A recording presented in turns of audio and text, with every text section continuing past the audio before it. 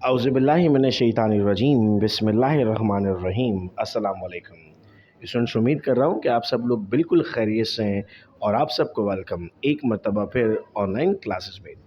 Students, आज की इस वीडियो लेक्चर में हम डिस्कस करने जा रहे हैं सेकेंड ईयर केमिस्ट्री का गेस्ट पेपर। जो मोस्ट इम्पॉर्टेंट क्वेश्चंस हैं इस साल के लिए, हम उनको डिस्कस करेंगे और कौन कौन से पॉइंट्स एमसीक्यूज़ के लिए इम्पॉर्टेंट हैं हम उनको डिस्कस कर रहे होंगे।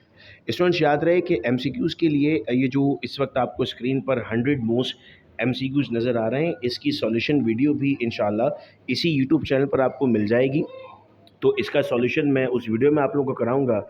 और इसके अलावा एमसीक्यूज़ की प्रैक्टिस के लिए हम chapter wise online MCQs test का आगाज़ करने जा रहे हैं, जिसमें हर चैप्टर के हमारे पास 20 एमसीक्यूज़ हैं। तो टोटल अगर आपके पास 11 चैप्टर्स हैं तो 220 एमसीक्यूज़ की आपकी प्रैक्टिस हो जाएगी। अगर आप उन क्लासेस में एडमिशन लेना चाहते हैं तो आप 0309677677 पर रब्ता करके रजिस्ट्रेशन की डिटेल्स को ले सकते हैं। आज के इस लेक्चर में बेटा मैं ये देख रहा हूँ जो मोस्ट इंपॉर्टेंट 100 एमसीक्यूज़ हैं ये इंशाल्लाह आपके साथ शेयर कर दिए जाएंगे।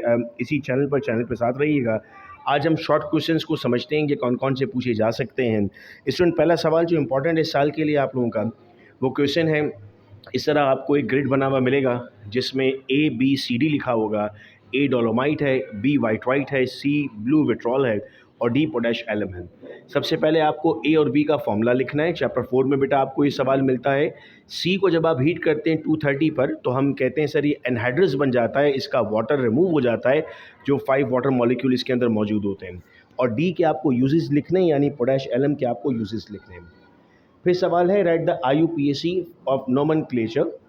IUPAC नोमेनक्लेचर इनऑर्गेनिक का जो आप प्रैक्टिस करते हो उसकी practice sheet last of the guest paper में मौजूद है। यहाँ पर लास्ट में ये आप देख सकते हैं, एक्स्ट्रा क्वेश्चंस भी दिए हुए जो 10 ईयर से मौजूद हैं। और इसका वीडियो का लिंक यहाँ पर मैंने दिया हुआ है। वो स्टूडेंट्स जिन्हें IUPAC में प्रॉब्लम रहती है, अगर वो इस लिंक पर क्लिक करेंगे तो उनके पास यूट्यूब की वीडियो ओपन हो जाएगी और यूट्यूब की वीडियो पर उनके पास जो है वो पूरी डिटेल मिल जाएगी। ये गेस्ट पेपर PDF फॉर्म में आपको अवेलेबल होगा। अगर आप मुझे व्हाट्सएप पर अपने नाम और कॉलेज के साथ मैसेज करते हैं तो मैं इसका PDF भी आप लोगों को दे दूँगा।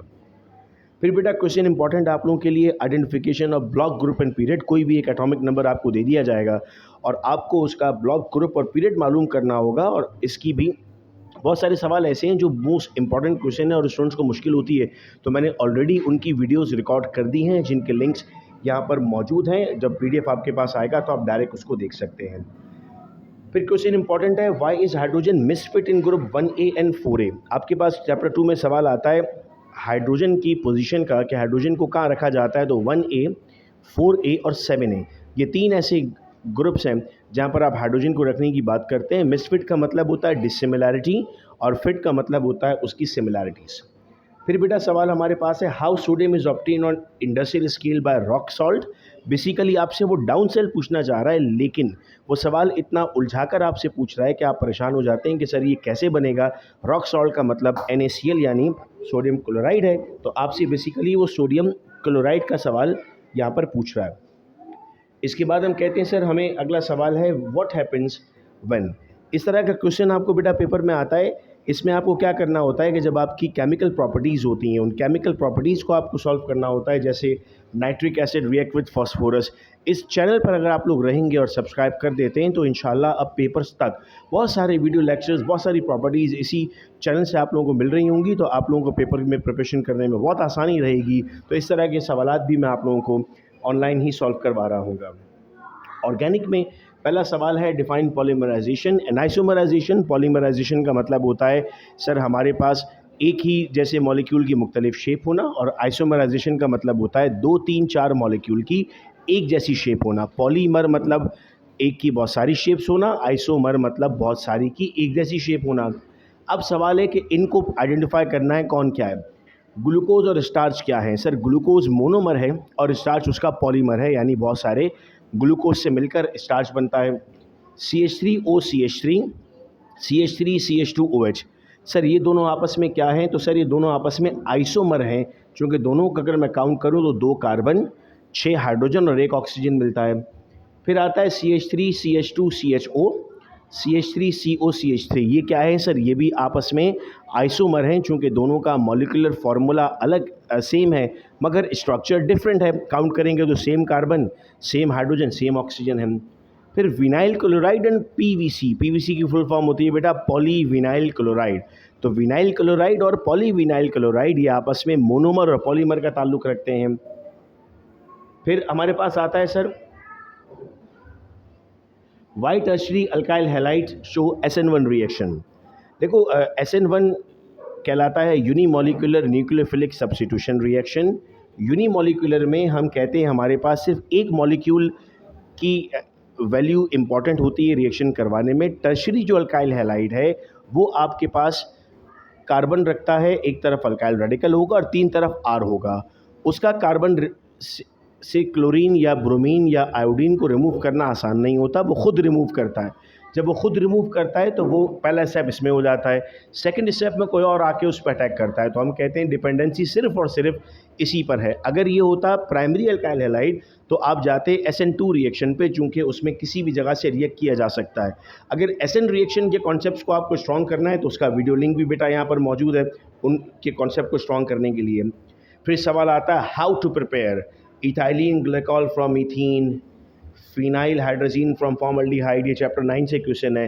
रिएक्शंस की डिटेल वीडियो ऑलरेडी अवेलेबल है यूट्यूब पर, उसका लिंक, ये सारे लिंक मैंने एक जगह पे इसलिए कर दिए चूँकि स्टूडेंट्स को परेशानी रहती है कहाँ से ढूंढेंगे, तो मैंने उनके लिए तमाम लिंक्स एक जगह पर लिख दिए।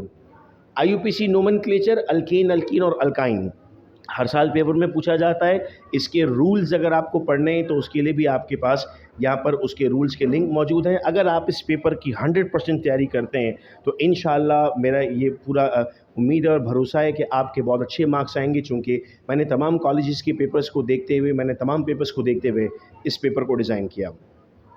फिर आता है व्हाट हैपन्स व्हेन, कौन किसके साथ रिएक्ट करेगा। 10 ईयर सॉल्यूशन की वीडियो मैंने अपने चैनल पर अपलोड की है, चैप्टर 7 की भी कर दी है और बेंजीन भी कर दी, और आने वाले वक्तों में चैप्टर 9 की भी कर दूंगा।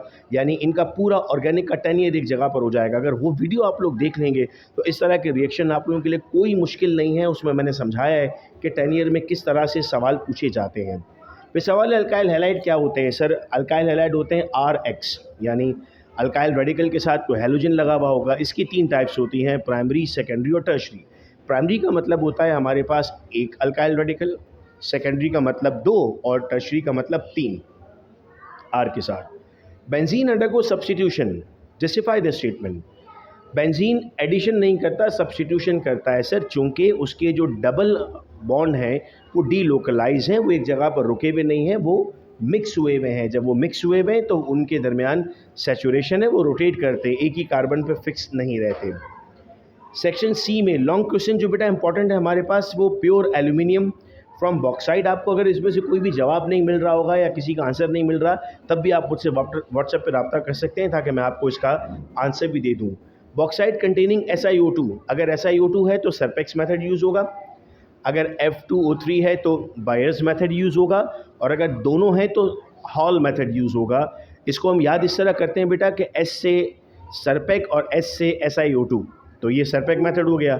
अगर दोनों होंगे तो उसको हॉल में रखेंगे, हॉल मतलब बड़ा, तो हॉल्स मेथड हो गया, और अगर सिर्फ आयरन है तो वो बायर्स मेथड होगा। ऑसवाल्ड प्रोसेस इस साल के लिए बहुत इंपॉर्टेंट है आपके लिए, और आपको डायग्राम भी बनानी है उसमें। ऑर्गेनिक में SN1 और SN2 और इसमें एग्जाम्पल दी जाएंगी। असल बच्चों को मसला ये होता है कि वो मैकेनिज़्म याद कर बैठते हैं, लेकिन उनको एग्जाम्पल भी देखनी पड़ती है कि सर हमें किसको किससे रिएक्ट करना है। तो C2H5SH है, उसका रिएक्शन आपको करना है, उसको फॉर्म करना है आपको इथाइल ब्रोमाइड से, तो SH को आप यहाँ पर रिएक्ट करवाएंगे। फिर ओरिएंटेशन इन बेंजीन का सवाल पूछा जाता है। ओरिएंटेशन इन बेंजीन की वीडियो भी चैनल पर मौजूद है, उसका लिंक यहाँ पर आपके पास है। कैसे ऑर्थो पे लगेगा, कैसे पैरा पे लगेगा, कैसे मेटा पे लगेगा, वहाँ से आपको मिल जाएगा। और ये IUPAC के प्रैक्टिस क्वेश्चंस हैं। तो ये बेटा जो पूरा मैंने आपके लिए पेपर रेडी किया, इंशाल्लाह इसकी आपने भरपूर प्रैक्टिस करनी है। और आने वाले वीडियो लेक्चर में मैं फ़िज़िक्स का पेपर भी इसी तरह आप लोगों के सामने रख दूंगा, ताकि इससे आप अपनी प्रिपरेशन करें। और अब इम्तहान तक डेली बेसिस पर इसी यूट्यूब चैनल पर आपके लिए MCQ, शॉर्ट आंसर क्वेश्चंस और अपडेट्स आ रही होंगी। तो आप इस चैनल पर रहेंगे तो इंशाल्लाह आप लोगों को तमाम अपडेट्स मिलती रहेंगी। बहुत शुक्रिया आप तमाम का इस वीडियो लेक्चर को सुनने का। अपना बेहद ख्याल रखिएगा आप सब लोग। अल्लाह हाफ़िज़।